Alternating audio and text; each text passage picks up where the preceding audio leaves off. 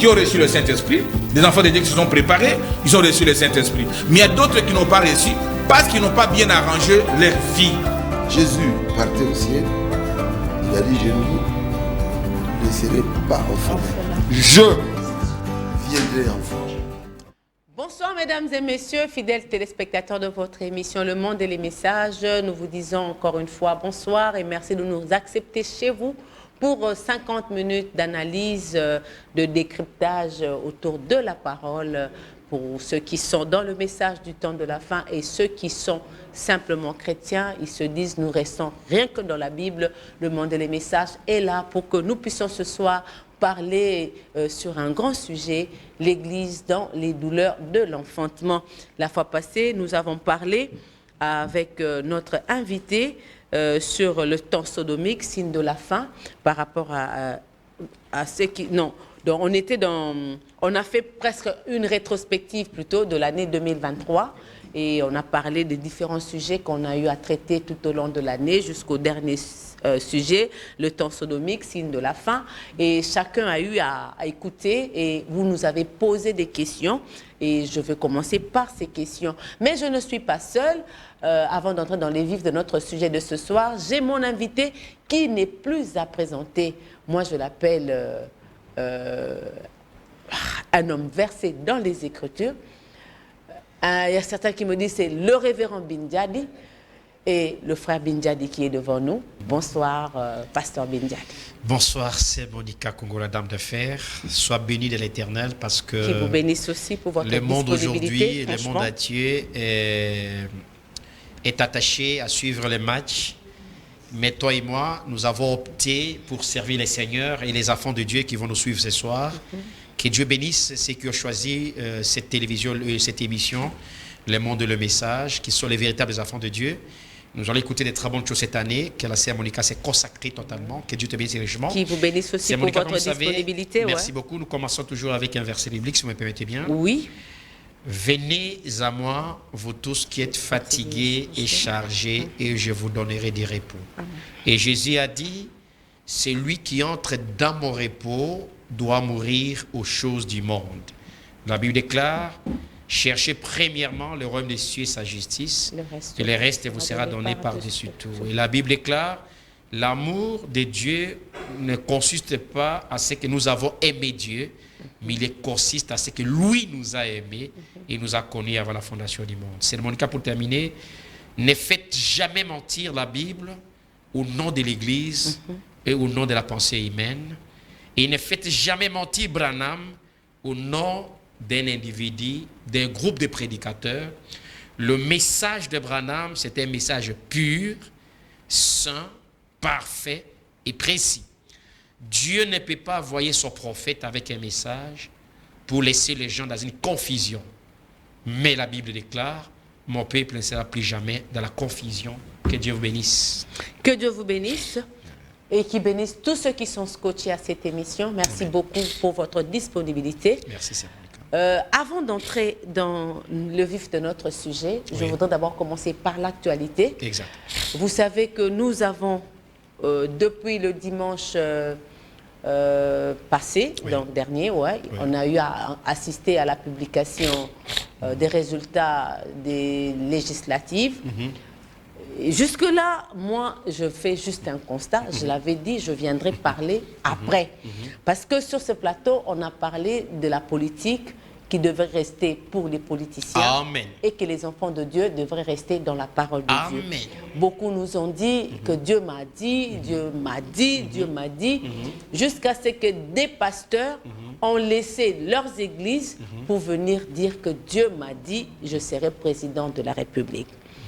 Nous avons assisté à la publication des résultats des législatifs, donc nous connaissons provisoirement les 500 députés, les 477 plutôt députés élus, en attendant que la Cour constitutionnelle puisse trancher et donner la liste définitive. Pour les contentieux. Pour les contentieux, bien sûr. Et nous avons assisté hier à l'investiture du président de la République pour son second mandat.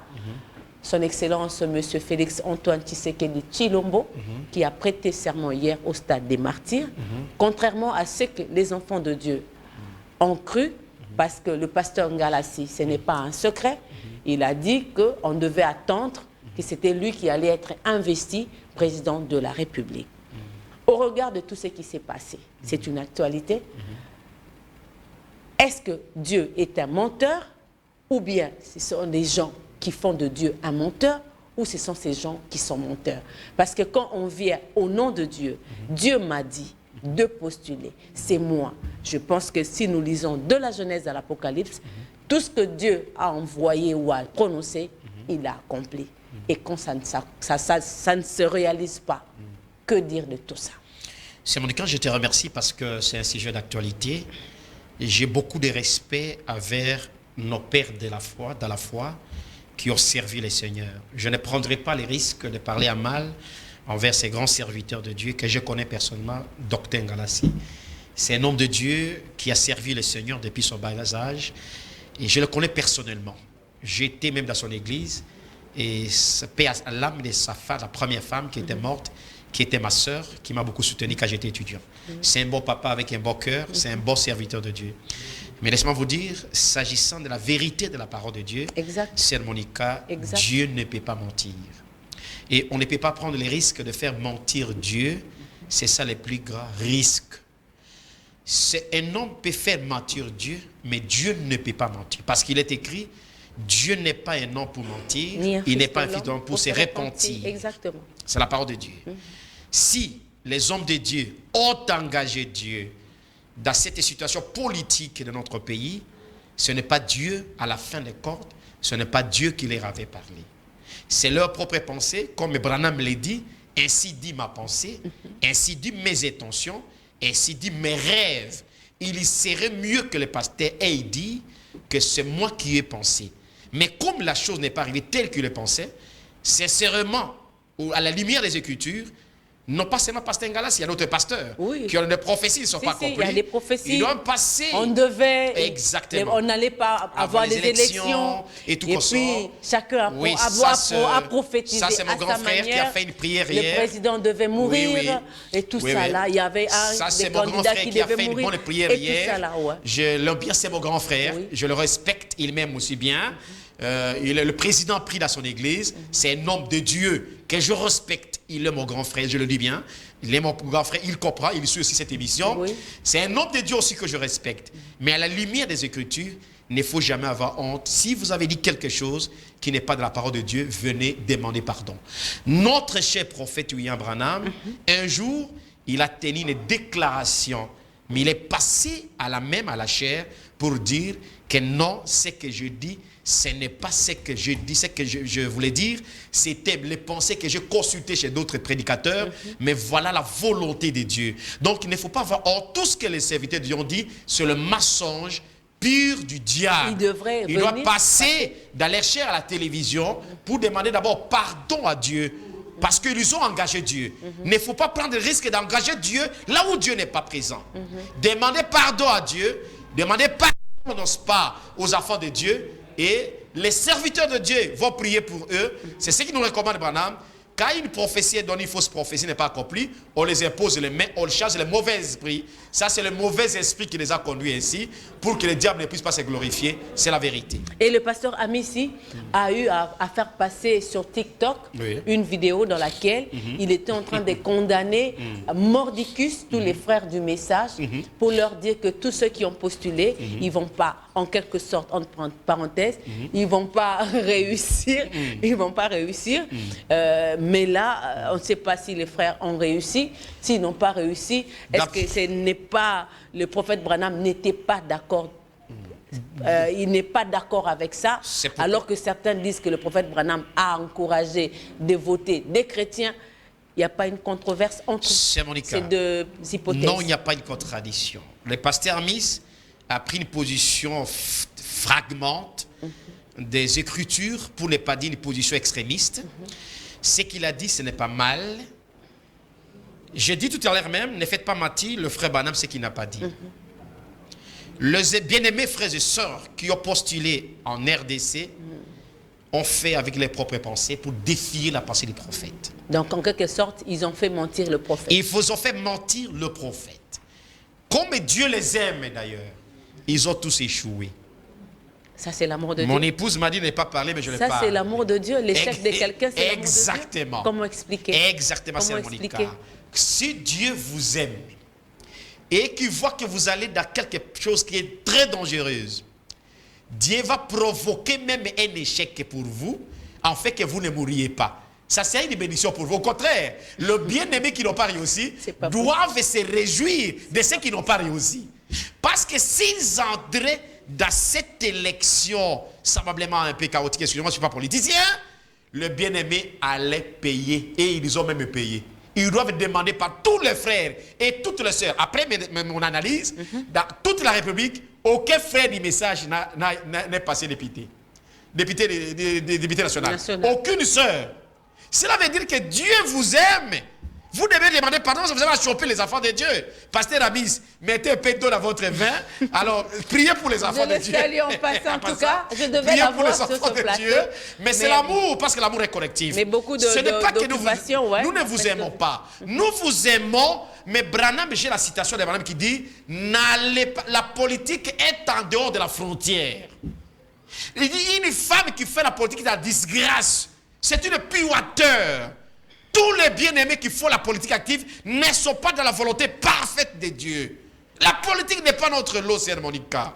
C'est comme Simone de Beauvoir, la maternité n'était pas son lot. Tu la politique n'est pas le lot des chrétiens. Non, pas le lot des chrétiens. Mais ils peuvent quand même être dans la politique passive. Oui, la politique, j'ai dit, parce que tout c'est politique. Ouais. Même nous l'avons dit, l'administration. Oui, tout est politique. Ce que je voulais. Vous voyez ça? Ouais. Mais quand vous êtes dans l'administration, vous ne sentez pas la pesanteur politique qui pèse sur vous comme les élections. Parce que les élections, il y a la corruption. Les élections, il y a le chamaillage. Il y a le parti pris. Regardez, dans certaines circonscriptions, il y a 5-6 frères qui sont les candidats dans une même circonscription. Le frère se chamaille, les frères ne se saluent pas, et les frères sont les autres frères ne viennent pas à l'église à cause de la politique. Voyez comment le prophète a raison? C'est pas Binjari, c'est la police, c'est le message qui apparaît. Investiture du président de la République, nous sommes en RDC. Si la régie est complice avec moi, on va voir en quelques 2 minutes ce qui a été le discours du président hier à l'investiture. Et on va parler parce que la RDC, c'est notre pays. Exactement. Le prophète Branham a dit la honte de la RDC. C'est ma honte, la gloire de la RDC, ma gloire. Donc on était hier dans la joie de cette investiture. Suivant et nous allons revenir pour continuer. Vient d'être à nouveau investi, celui de présider à la destinée de notre pays pour un second mandat. Chers compatriotes, j'ai appris à communier avec vous et à mieux vous connaître dans ce qui vous anime autant que dans ce qui constitue le lot de vos principales attentes et préoccupations. J'ai conscience des attentes que peuvent susciter le chômage, la création d'opportunités d'emploi pour les jeunes, les femmes ou encore les personnes vivantes avec handicap.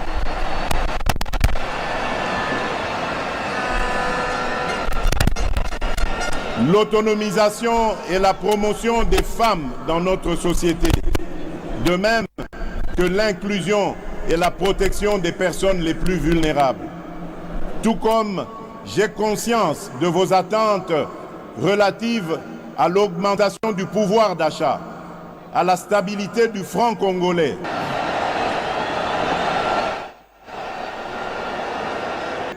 la création d'une véritable industrie qui pourra concourir à la réduction de la dépendance de notre économie aux importations, notamment celle des biens et des produits de première nécessité.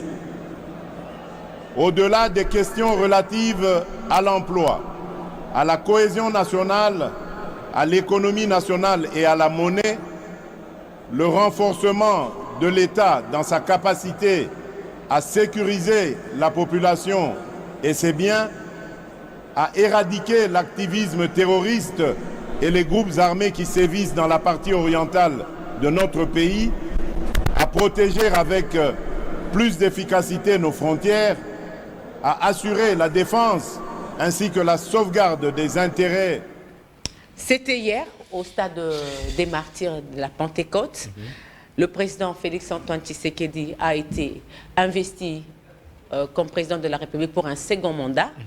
il s'est adressé à la population juste après son investiture. Un discours qui a 6 points et 6 objectifs majeurs, ouais, je peux dire. Il a parlé de la création d'emplois, protéger les pouvoirs d'achat des ménages et stabiliser le taux du dollar. Il a parlé d'assurer la sécurité du territoire national. Il a parlé de diversifier l'économie congolaise, garantir l'accès aux soins et renforcer l'efficacité des services publics. Ces 6 objectifs, quelle lecture faites-vous de son discours et de ce deuxième mandat qui s'offre au président de la République? Je présente mes vives félicitations au président de la République et lui souhaite un fructueux mandat des 5 ans qui sont devant lui. Je demande et j'ai prié à Dieu de lui accorder la sagesse de Salomon, de lui accorder la vigueur de Gédéon, et de lui accorder la détermination de David pour les destins de ces grands pays. Et je remercie Dieu pour ce 5e président. Le chiffre 5, c'est la grâce. Si Fachi est la présidente de la République aujourd'hui, ce n'est pas la grâce de Dieu. Et il doit simplement encercler son pouvoir par la grâce divine. Il ne peut pas oublier la grâce parce qu'il est le président de la grâce. Et c'est Monica, vous avez posé la question sur les 6 engagements que le président a pris hier devant la nation et le monde entier et même devant Dieu. Parce qu'un homme peut parler, mais c'est Dieu qui a le destin de toutes choses. L'homme propose, Dieu dispose. C'est Monica. Le premier point, d'abord j'ai aimé ce que le président a dit. Il a dit qu'il ne peut pas reproduire les erreurs, les mêmes erreurs, et il a demandé pardon. Il a reconnu son existence. Dans son humilité, il a reconnu que Dieu est le président de ne pas revenir à ses erreurs. Et nous plus, on ne peut pas revenir à ces erreurs-là. J'ai beaucoup aimé le président de la République qui a dit aussi qu'il était à l'écoute des attentes de la population. C'est harmonique. Ainsi, nous allons directement développer ces points dans 2-3 minutes. Sœur Monica, la création de l'emploi. Vous savez, lorsqu'il y a la croissance économique, moi j'ai étudié ici, derrière vous ici, à l'Institut supérieur du commerce, j'ai étudié. J'ai certaines notions de l'économie. Quand il y a une croissance économique, la répartition, la dividende de cette croissance doit faire profiter aux Congolais. Les Congolais ont tellement souffert, si vous demandez le ministre de l'Emploi et des Prévoyances sociales, on ne connaît même pas les nombres des chômeurs dans notre pays. Et pourtant, le Congo, il y a un budget qui a été alloué, il y a une production et qu'on sort. C'est pour le président, pendant qu'il était en campagne électorale, je l'ai suivi, il a dit qu'il va créer, je crois, 5 000 ou 6 000, 7 000 emplois par an.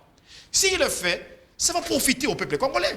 Parce que cet argent doit être aux Congolais. Et s'il y a beaucoup de chômeurs, il y a ce qu'on appelle le secteur informel prend les dessus dans notre pays et l'économie sera extravertie. L'économie ne peut pas profiter aux Congolais. Ce sont les étrangers qui vont profiter. Mais s'il y a la création d'emplois, nous les Congolais, nous allons profiter de ces dividendes dans notre pays.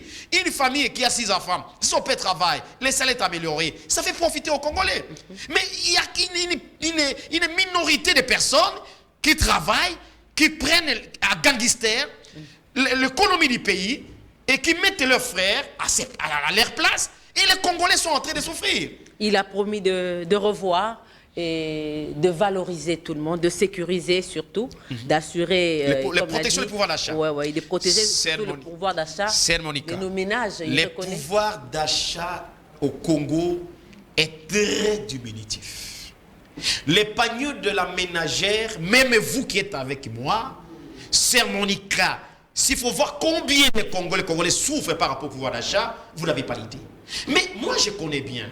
Nous avons des éminents professeurs, nous avons des hommes de notre pays. Comment ils ne peuvent pas prendre... D'abord, pour parler de cette situation de la protection du pouvoir d'achat, c'est toute une équation économique. On ne peut pas parler du pouvoir d'achat parce qu'il faut parler. Non. Le pouvoir d'achat englobe beaucoup de paramètres en économie. Il faut parler de la substitution de l'importation. Il faut parler de l'autoproduction. Je vous dis la vérité. Même si Fachi prenait le discours des anges, qu'il pouvait nourrir matin au soir, je vous dis la vérité, c'est Monica, si le Congo n'alloue pas son économie, si la production, si l'économie, l'agriculture, la loi de la conversion économique, citée par l'éminent professeur Kala qui était décédé par son âme, C'est le seul Congolais qui a fait sortir les théories économiques, là, la loi de la conversion économique. Là, je fais sortir la science. Hein. Bon, là, alors, si le Congo ne produit pas sur les terres arables, même si les anges venaient donner le discours au président, rien ne marchera. On doit valoriser l'autoproduction congolaise, l'autoconsommation, l'autosaturation et j'ai dit quelque chose, arrêter l'importation, non pas arrêter totalement l'importation, mais la substitution de l'importation. Ouais. Donc nous devons exporter parce que depuis 1960, le Congo exportait beaucoup et aujourd'hui le Congo n'exportait plus. Parce qu'on ne produit même pas. On ne produit même pas. Donc oui, donc c'est en bref, c'est ce qu'on pouvait dire. Exactement. Parce que c'est l'actualité dans notre pays. Qu'on ne nous dise pas, mais comment ils parlent comme ça de l'économie. Nous sommes là. Si toi tu ne parles pas de la politique, elle va s'occuper de toi. Exactement. Nous avons fini avec l'investiture du président de la République.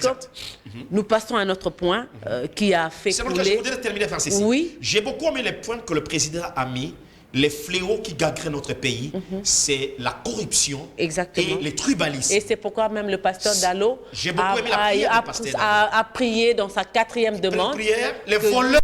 On en a assez. Que Dieu donne quand même la sagesse au président de choisir des bonnes personnes qui pourront valoriser un peu le président le Congolais. Cette émission, je souhaite, Sœur Monica, il y a des hommes intelligents au Congo, que le président puisse créer un cadre qu'on peut appeler un cas de concertation de l'unité du Congo. Les Congolais, nous devons être unis pour bien diriger ce pays. Et en tout cas, revaloriser aussi ce cours de civisme. Exactement. Pour que le patriotisme soit ancré dans nos enfants dès leur bas âge. C'est très important. Que le frère, à travers le monde, nous pardonne, nous avons... Non, c'est la... Oui. Exactement. Et puis il y a eu aussi une actualité qui a fait fâcher tout le monde. Oui. Le pasteur Kasambakana avec son 12e mariage. Oui. Si à l'image, Richard marche avec moi, il venait de se marier, vous dans le message, parce qu'il le fait au nom du message. Est-ce que le prophète Branham a permis à ce qu'un évêque, celui qui dirige une église, qui a la charge d'une église, des brebis, d'avoir autant de femmes? Sœur Monica, et ceux qui m'écoutent, les chrétiens du monde entier, qui croient que Kasambakana est en train de défendre le message. Écoutez-moi aujourd'hui. J'ai eu à débattre avec Kasambakana pendant 1h20. Il a marqué l'argument, mais dans l'émission Le Monde et le Message, c'est une occasion que je voudrais vraiment clore avec ces dossiers. C'est Monica. Là où je pense que Kasambakana est égaré, il y a trois péchés que Kasambakana a commis. Le premier péché que Kasambakana a commis, c'est Monica. Le pasteur Kasambakana, nous ne condamnons pas la manière de marier plusieurs femmes. Mais l'un des péchés que Kasambakana a commis, s'appelait évêque et marier plusieurs femmes. C'est contre la parole et ça menait au péché. Nous allons lire William Branham. Deuxième péché que Kasambakana a commis, Sœur Monica, là où je pense que Kasambakana est égaré. Deuxième péché de Kasambakana, non pas seulement il a marié 12 femmes, il en a marié 17, il est divorcé. Branham me dit, dans question-réponse sur Hébreu, un ministre, même moi Branham, si je divorce avec ma femme, je dois quitter la chair. Je parle du pasteur Kasambakana. Troisième péché que Kasambakana a commis, là où je pense qu'il est égaré, Kasambakana a accepté de pécher contre Lévitique chapitre 18. Une jeune fille qui est à l'âge de sa petite fille va voir la nudité ou a vu la nudité de son père. Lévitique, vous avez dit 18, le verset 2 à 6. Une jeune fille ne doit pas voir la nudité de son père. Et cette fille n'est même pas une fille, c'est la petite fille de Kasambakana. Voilà les trois péchés. Kasambakana, là où je pense qu'il est égaré, pasteur Kasambakana, je ne parle pas des brebis Kasambakana. Alors pour ce faire, lisons le prophète William Branham. Exact. C'est Monica. J'ai déjà des appels. Branham a prêché. Donnez-moi 2 minutes et puis on va entrer un sermon. Le condensé de tous les sermons de William Branham, c'est COD. La conduite, l'ordre et doctrine des croyants du message. Cette conduite ou cette doctrine, il est en contre-parole. C'est Monica lisez Branham, que COD. page 831, question 286. Vous posez la question, vous lisez, c'est Monica. Écoutez très bien. Vous avez dit question Réponse, 286. oui, oui. Ah, exactement. Lisez la question et Frère répondez. Branham Voilà. est-il, voyons un peu, Voilà. pour quelqu'un qui a un conjoint vivant dont il est divorcé et qui s'est remarié avant d'entrer dans le message, Amen. d'apporter la parole. Mais écoutez la réponse. Il dit, écoutez, Frère Branham, c'est Monica là-dedans. Frère Branham est-il, voyons un peu, pour quelqu'un qui a un conjoint vivant dont il est divorcé et qui s'est remarié avant d'entrer dans le message, d'apporter la parole. Écoutez la réponse du prophète du temps de la fin. Donc il dit quelqu'un, avant de croire le message, il était divorcé, mais son conjoint là où sa conjointe est vivant. Donc est-ce qu'il peut prêcher la parole? Maintenant, Branham entre dans l'esprit de la question. Eh bien, dans 1 Timothée 3, 2, si vous voulez noter ça, et dans Tite 1 à 6, celle-là, je l'avais inscrite. Je veux que vous lisiez ça. Amen. Vous allez lire par ça. rapport à cette question. Voyez, Tournez au-delà, allons-y. Continue. Abi, si un homme aspire à la charge d'évêque ou des prédicateurs d'une chose à l'autre dans l'église, il ne doit avoir qu'une seule femme. À C'est 1964. exact. Amen. Un ministre. Alors c'est 1 Timothée 3, 2 et Tite 1 à 6. Branham. Donc, Tite 1 à 6, très bien. Remarquez que la Bible dit que l'homme qui est ministre dans la maison de Dieu aura une seule femme. Alors, pourquoi vous voulez faire mentir le message de Branham? Branham est pratique, Timothée. L'évêque doit être marié d'une seule femme. C'est ça la réponse lui à Branham. Kasambakana s'appelle évêque, il a péché contre cette écriture, il a 12 femmes. Il ne peut pas prêcher la parole de Dieu. Deuxième péché, Kasambakana est divorcé, il a 5 femmes. Il ne peut pas pécher. Troisième péché, Kasambakana s'est marié à sa petite fille, donc il fait voir sa dignité aux enfants. J'ai déjà répondu à cette question. Merci beaucoup. Merci. On saute. Et quatrième préoccupation, quatrième actualité. Merci. Il y a une information qui a circulé sur les réseaux sociaux. Richard n'a pas pu me la voir. Mais il y a un monsieur qui dit que le révérend Baruti Kasongo a plaidé la cause du gouverneur Bobo de l'Équateur et il a vu les gens de la CENI pour pouvoir les peser un peu de son poids et les convaincre à retirer cette invalidation.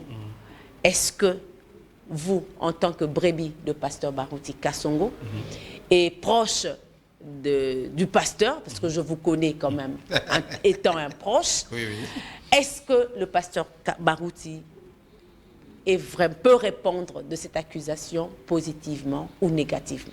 C'est Monica, pasteur Baruti, quand il a été formé, c'est pas moi qui l'ai formé, c'était ce qui a circulé. Le pasteur m'a donné le pouvoir de le défendre à cas où il y a une information qui ne le concerne pas. Pasteur Baruti m'a dit de parler de cela à la télévision chez toi, chez vous, excusez-moi pour ne pas te tutoyer, et partout ailleurs.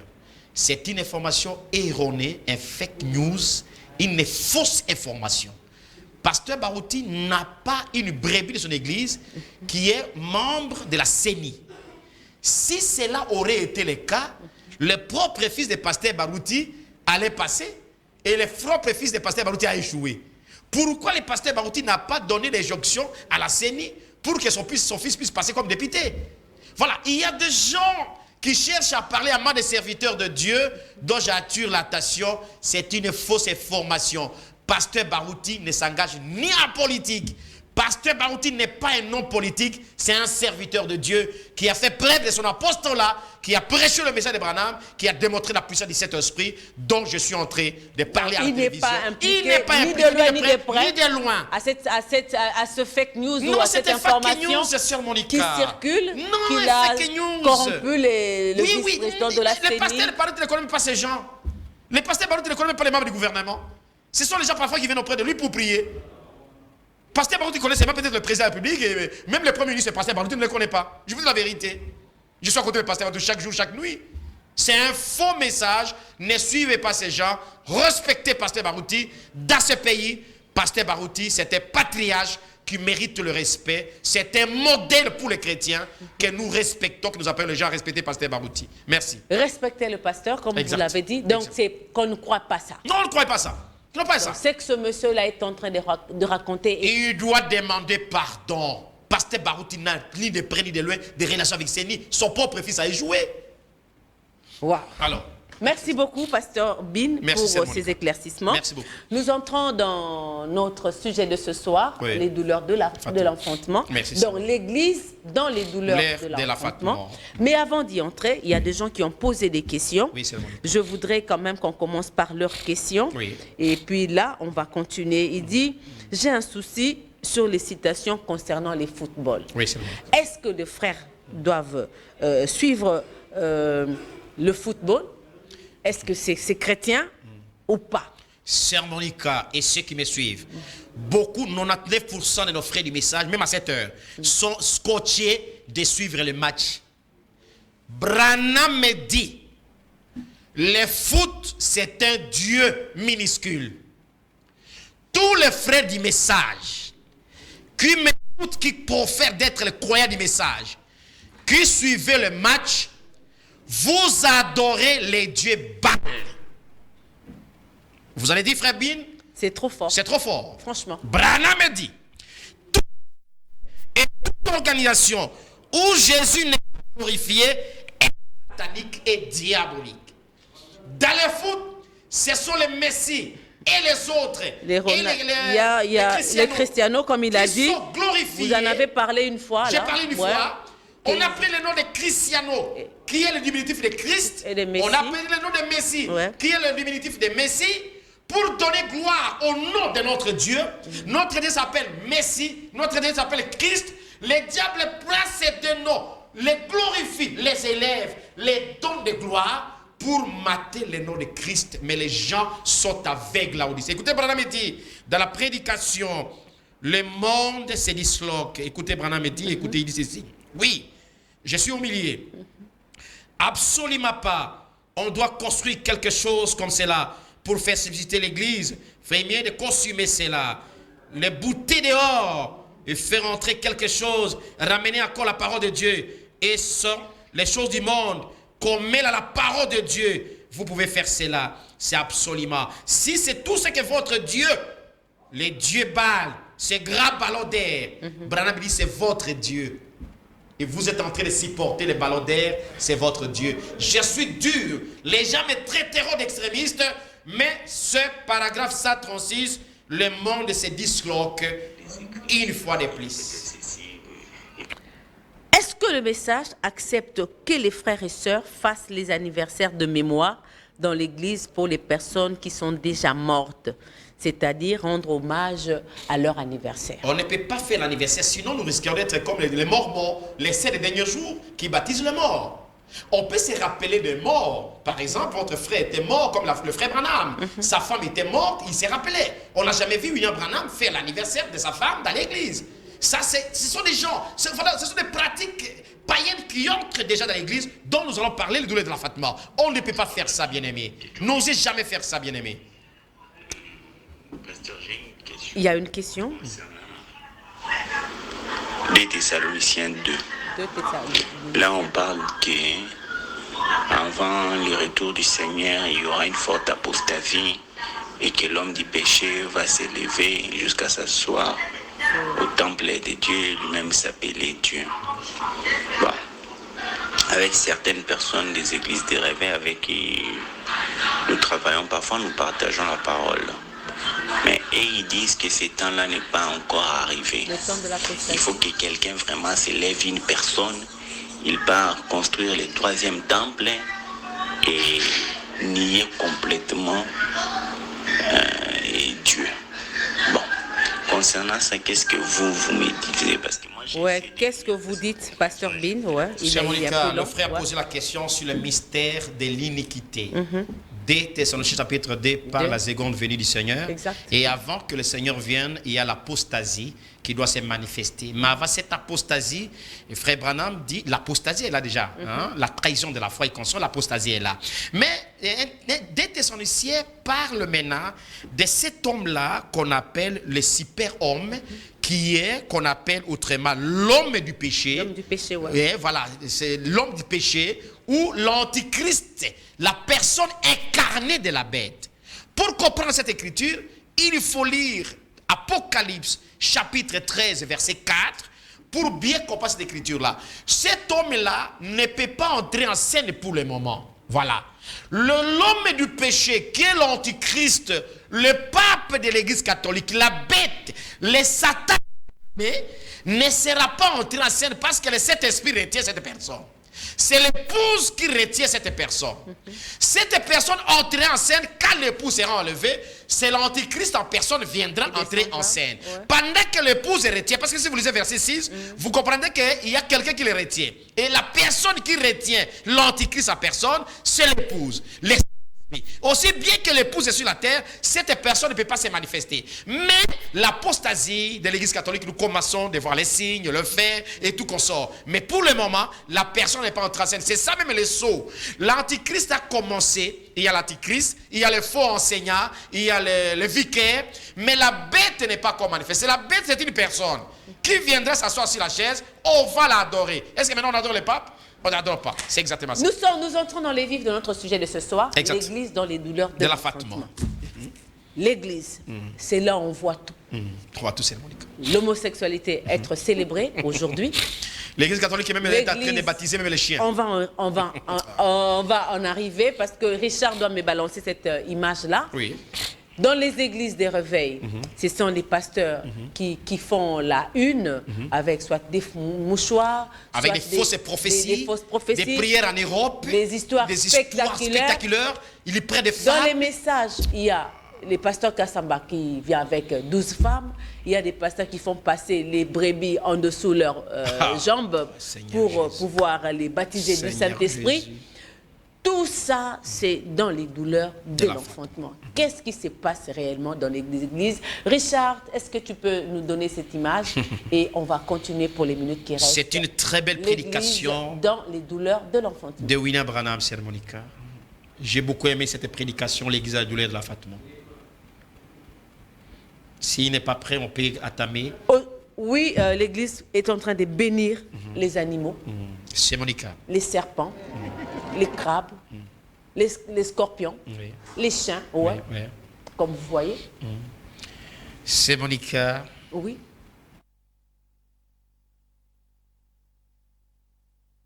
Même si dans l'arche de Noé, Noé n'a jamais béni les animaux. Noé a appelé les animaux. Ils entraient. Noé n'a jamais béni les animaux.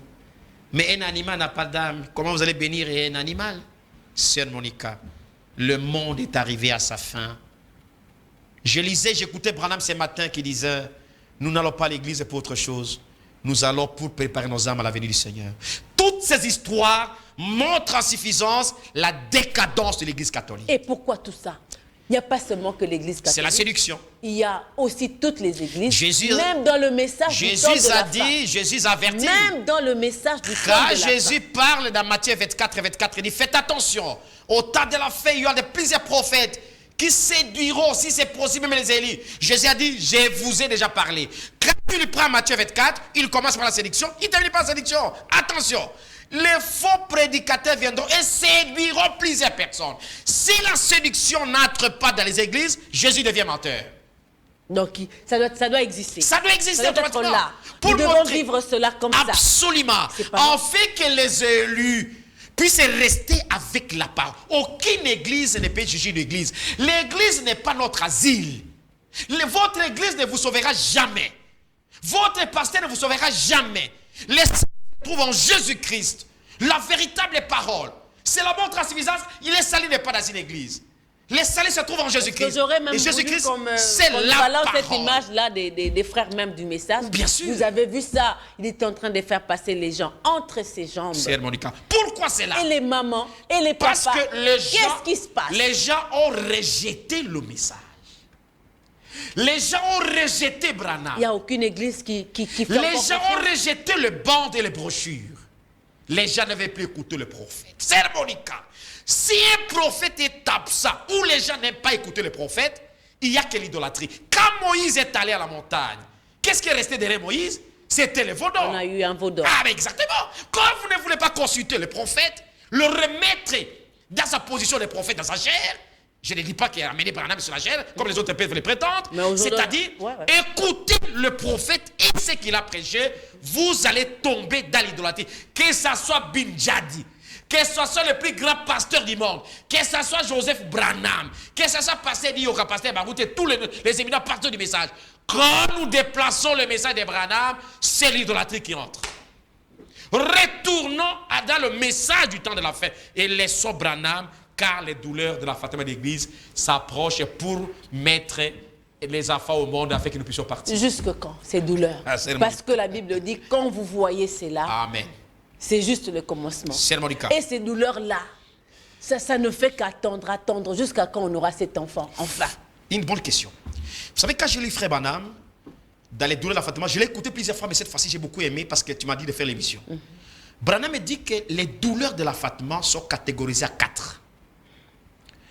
Branham me dit, pour comprendre les douleurs de la Fatima, il faut d'abord savoir la douleur qui ressent la femme. Branham me dit, la première catégorie, c'est la femme. Deuxième catégorie, c'est l'église.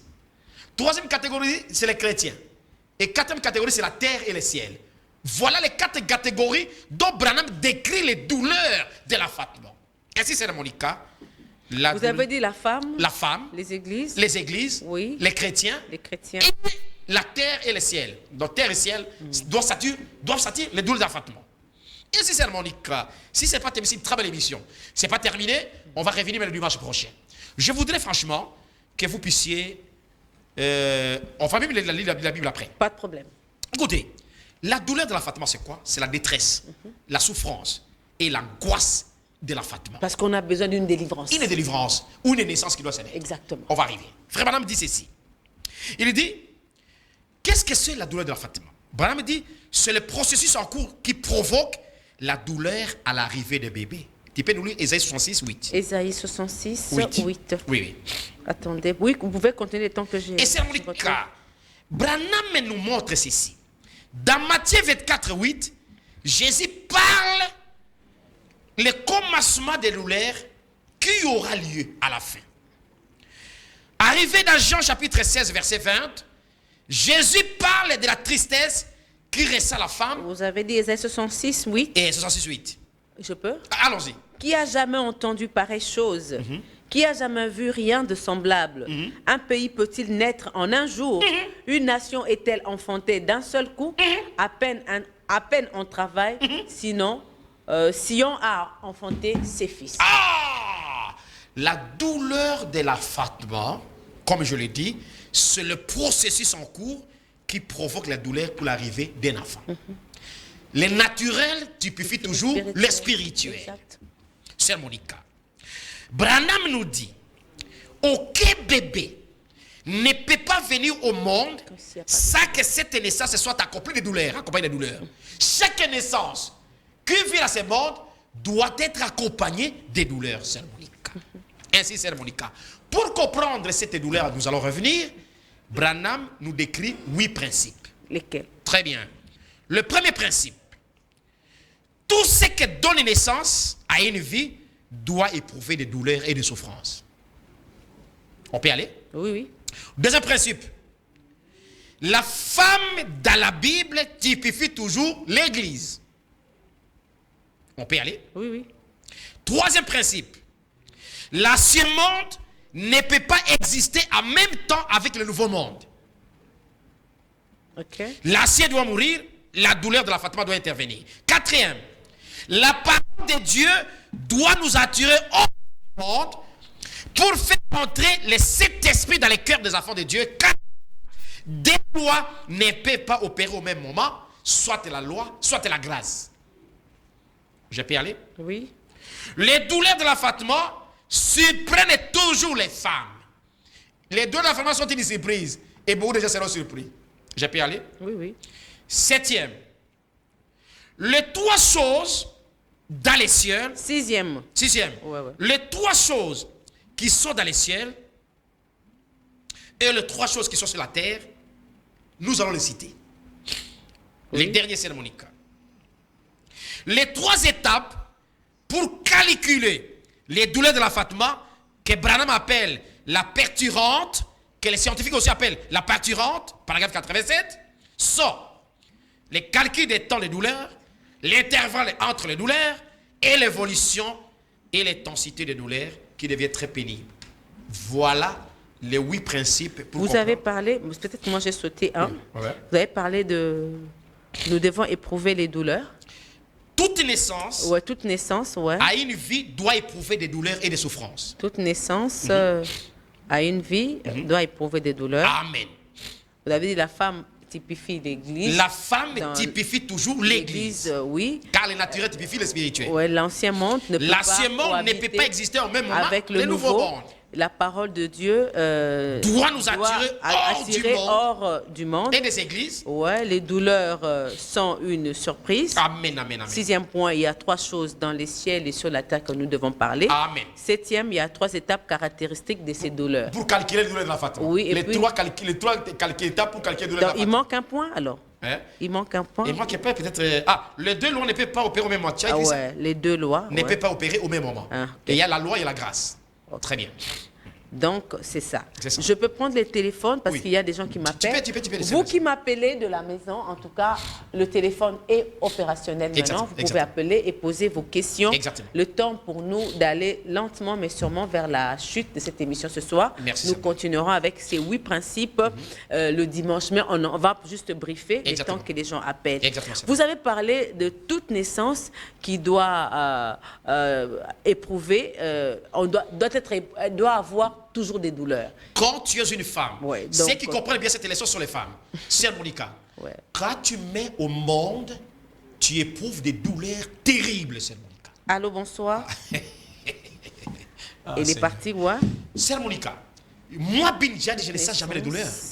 Mais quand une femme me met au monde, elle ressent les douleurs de la Fatima. Et ces douleurs, avant que la femme vienne au monde, il y a 3 choses qui doivent sortir de vous, femme. La première chose qui sort, c'est de l'eau. Il y a l'eau, le sang, et puis la vie. La vie, c'est Monica. Mais avant que la femme vienne au monde, vous allez même pleurer. Monica doit changer sa figure.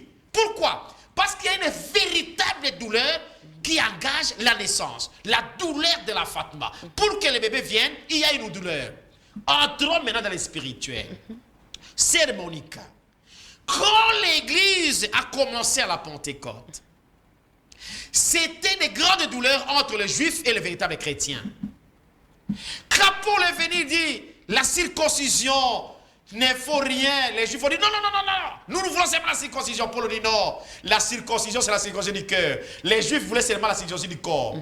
Quand Paul a dit écoutez, les sabbats, ce n'est pas l'observation des jours. Les sabbats, c'est le repos sur le Saint-Esprit. Il dit non. Quand Paul a dit mangez tout ce qui se fait dans la table, les juifs ont dit non, nous avons l'observance de manger.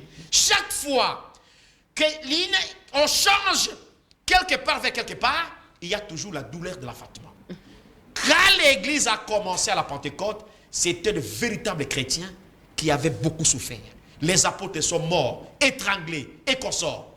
Mais l'église catholique, pendant un certain moment, l'église catholique a pris des choses. Quand Luther est venu, c'était une grande douleur de la Fatima. Pour que les gens quittent le catholicisme et revenir aux luthériens, c'était des grandes douleurs. Les gens ne pouvaient pas supporter. Quand les luthériens se sont organisés, c'était Wesley. Pour que les luthériens, jusqu'à aujourd'hui, soient là, pour qu'ils quittent les luthériens, afin d'arriver chez Wesley, le méthodisme, c'était une grande douleur. Et aujourd'hui aussi? Les pentecôtistes sont venus. Pour que les pentecôtistes sortent de Wesley, le méthodisme, c'était une grande douleur. Mais aujourd'hui, toutes ces douleurs ont affecté la parole de Dieu, qui est le message du temps de la fin. Donc, cette femme a enfin eu son enfant. Il a son enfant. Et qui est ce message? C'est le message. Wow. Jésus-Christ est un véritable enfant parole qui est sorti des seins de Marie. Marie n'a pas connu un homme, mais pour mettre son monde, elle a senti les douleurs pour mettre Jésus. Et Jésus, c'est la parole. Pasteur Bin, ça, c'est une matière très difficile. C'est vraiment très difficile de dire qu'aujourd'hui, cet enfant-là, c'est la parole. C'est le message de la parole. C'est le message. C'est le message, c'est Jésus-Christ. Que tout le monde conteste. Sœur Monica, que vous ne voulions pas cette douleur dans Fatima. Les gens peuvent sentir tout ça, mais la vérité reste le message du temps de la fin. Et prenez un garçon, un frère dans les messages. Moi, j'étais circoncis à l'âge de 12 ans. C'est Monica. Ma mère plairait, moi je plairais. Toute circoncision a des douleurs. Mais nous avons des chrétiens qui ne sont pas circoncis dans les messages. C'est eux qui nous causent des problèmes. Comment on peut finir dans les messages sans avoir les douleurs du monde? Vous trouvez des frères qui sont encore dans les boîtes, les frères qui sont encore avec les chéris, les frères qui sont encore comme ça. Ils amènent tout. Qui a 12 femmes, mais il y a des frères, des pasteurs qui ont des femmes dans l'église. Les pasteurs du message qui sortent avec les sœurs. Les pasteurs du message qui sortent avec les dehors. Pasteur, les douleurs de l'enfantement. Alléluia. L'église dans les douleurs de l'enfantement. Exactement. Il nous reste pratiquement 3 minutes. Sœur Monica. Qu'est-ce qu'on peut retenir? Sœur Monica. Qu'est-ce que vous pouvez donner en résumé jusqu'aux 8 aspects de la douleur de l'enfantement? Sœur Monica, aussi vrai que le monde est arrivé, nous avons parlé 4 catégories. L'Église a connu sa douleur de l'enfantement pour donner naissance à la parole. D'accord. Les chrétiens doivent naître de nouveau pour avoir la douleur de l'enfantement. Sœur Monica, le monde que nous vivons va connaître 3 étapes. La première étape, la Première Guerre mondiale, c'était la douleur que la Terre a connue. Deuxième Guerre mondiale, c'est la deuxième étape de l'intensité avec les bombes et consorts. La troisième douleur de l'enfantement, Dieu va détruire ce monde pour la nouvelle Jérusalem. Jésus ne peut pas habiter dans ce monde de péché. C'est pourquoi ce monde va souffrir les douleurs de l'enfantement. Les guerres, les tremblements de terre, les bombes nucléaires doivent se battre sur cette terre pour donner naissance à une nouvelle terre où on ne souffrira jamais. On reviendra le dimanche prochain. Nous reviendrons le dimanche prochain pour continuer sur les 8 principes de la douleur de l'enfantement. Fidèles téléspectateurs, merci pour votre fidélité. J'ai vu vos appels manquer, mais je ne sais pas pourquoi ce n'est pas passé, mais nous serons là pour toutes vos questions. En tout cas, envoyez-les nous à ce numéro, le plus 243 90 047 48. Et tu oublies aussi douleur de l'enfantement. C'était allé trop vite tellement que Richard est en train de me faire signe là-bas qu'on est arrivé à la fin. Vous appelez, vous envoyez vos textos, vos audios. Nous reviendrons le dimanche prochain pour continuer. Mais d'ici là, portez-vous bien et bonne suite de programme sur la PES TV. Au revoir. Au revoir.